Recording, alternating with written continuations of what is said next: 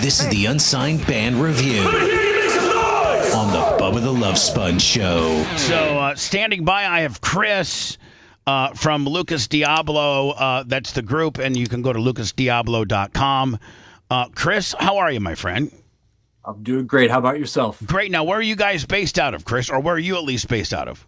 Well, today I'm currently in Connecticut, but I would consider us a New England-based band. New England-based band. What part of Sure. Connecticut?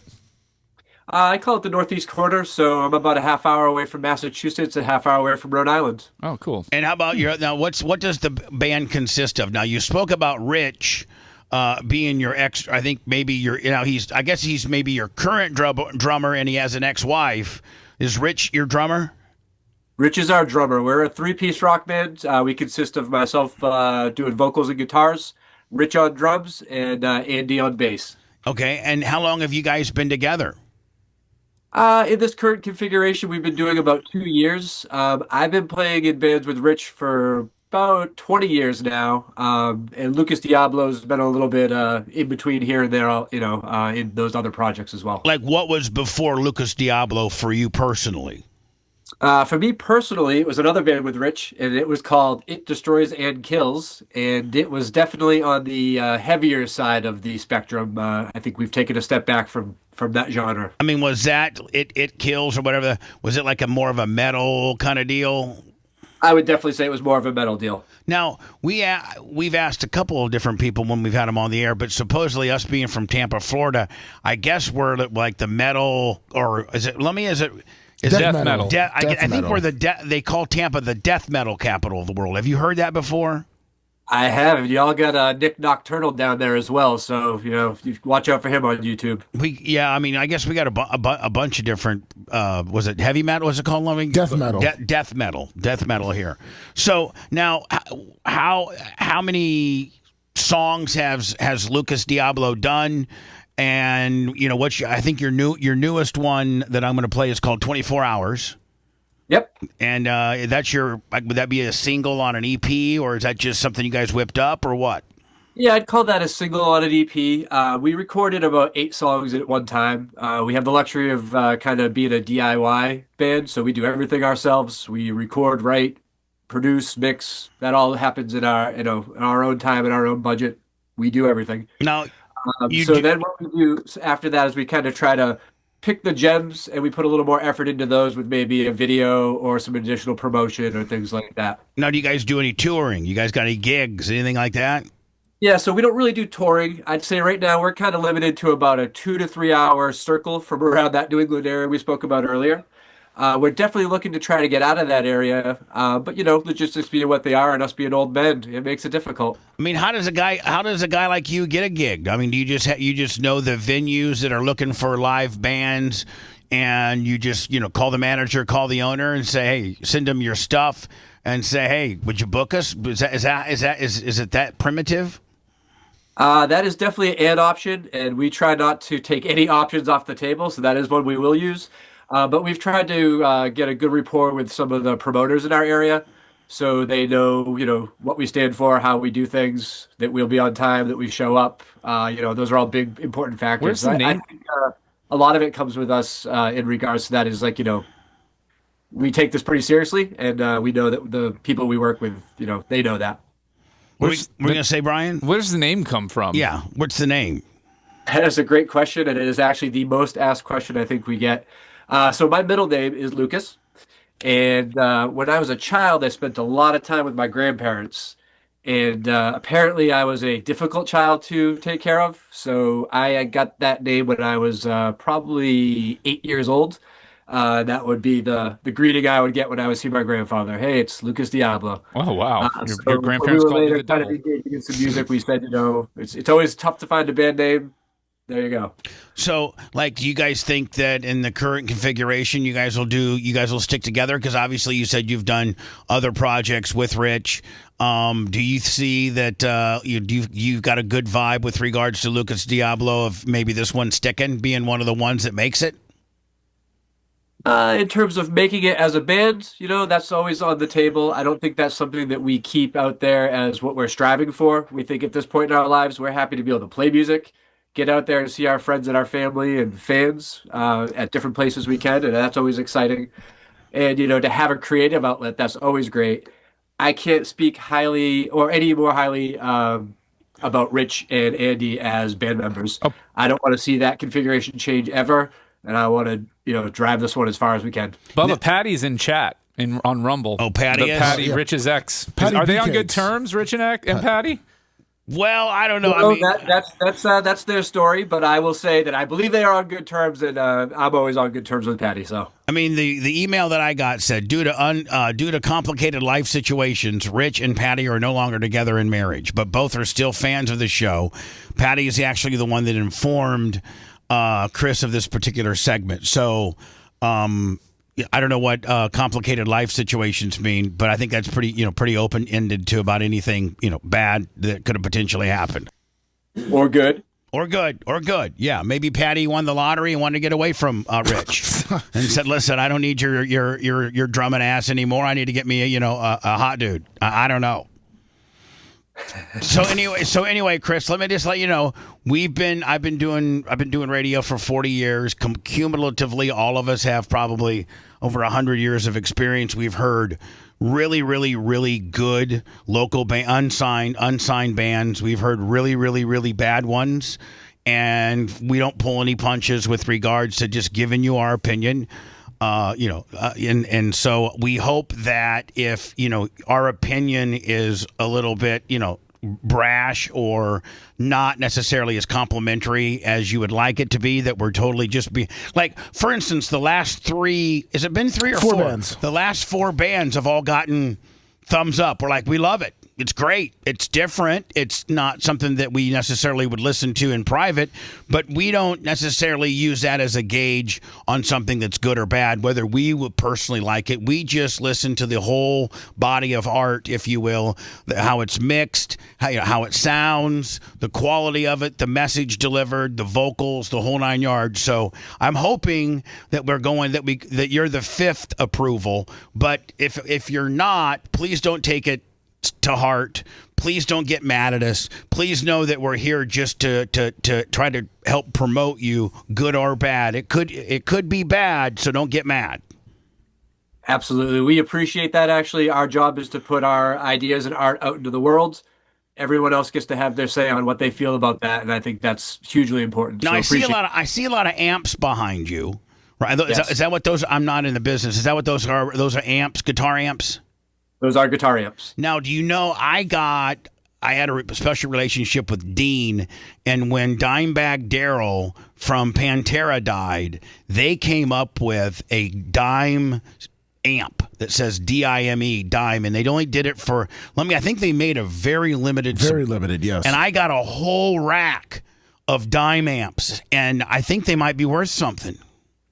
I could definitely check that out for you. I'm in the collecting / selling market as well, so I'd love to learn a little bit more about those. Let me maybe take a couple pictures of our amps and send to Chris. I will. What size shirt do you wear, Chris? Because Bubba's also going to be selling a tracksuit and a Packers shirt.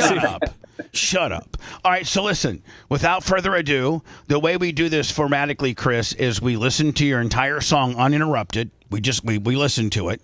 And then when we get done, we break it down. We break it down, give you our opinion.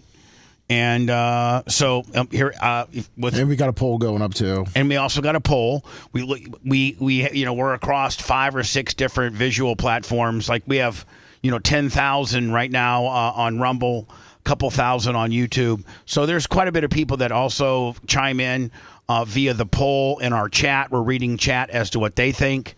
They're pretty honest as well. So let's take a step back and listen to Lucas Diablo. It's called 24 Hours. The lead singer of the band, lucasdiablo.com, by the way, is Chris. He's on the Zoom with us right now. And here is 24 Hours.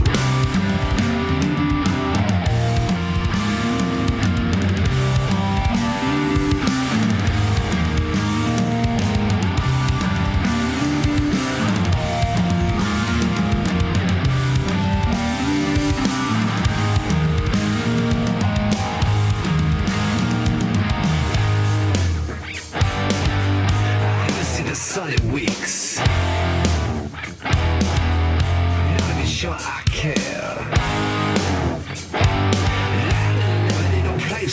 week. Nobody said life's fair.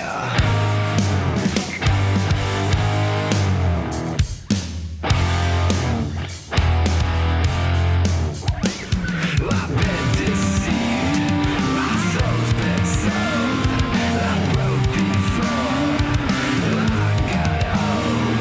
They say life's before you, but I'm not sold.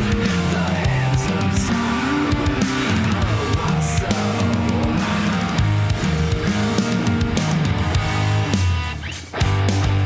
It's not even like I see you. It's not even like you care. But then if I might be you, and nobody said life's fair.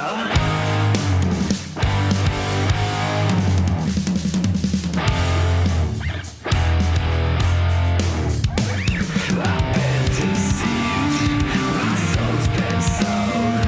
I broke before, I got old. They said I was before you, but I'm not sold. The hands of time hold my soul.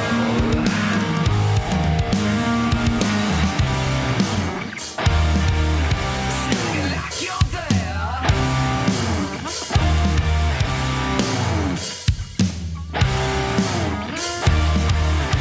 Nobody said life's fair.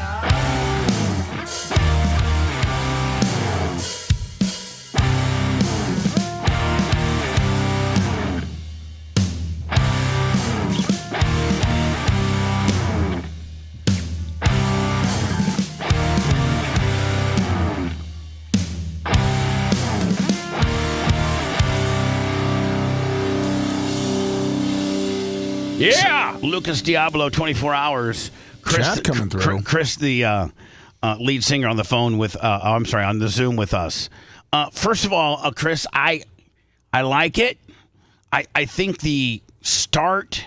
I think you guys could. I think the start's a little abrupt. Like I think it. I think the start of the I think the start of the song is awkward.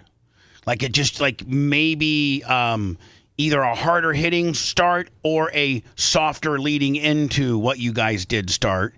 And then the other thing is at 37 seconds and 27 seconds left, you guys did a vocal effect that seemed to punch through better than all the vocals on the entire song. Yeah, the vocals were a little buried, a little muddy, a little muddy, which might just be the quality of your recording. You know, you're not. I think you guys don't go to these big time recording studios. You do it on your own.